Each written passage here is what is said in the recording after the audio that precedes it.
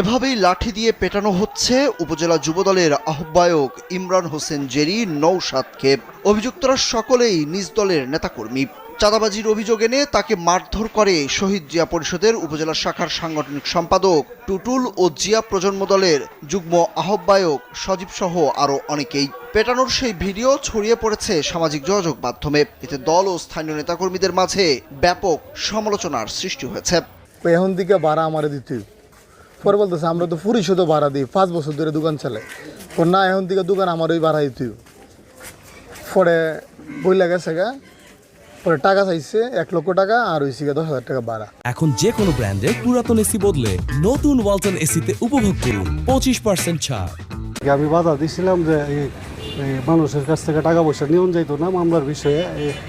পরে আমার এসে একটা থাপ্পড় মারছে, আমার অপমানিত করছে। পরে আমিও চাইছিলাম যে তাকে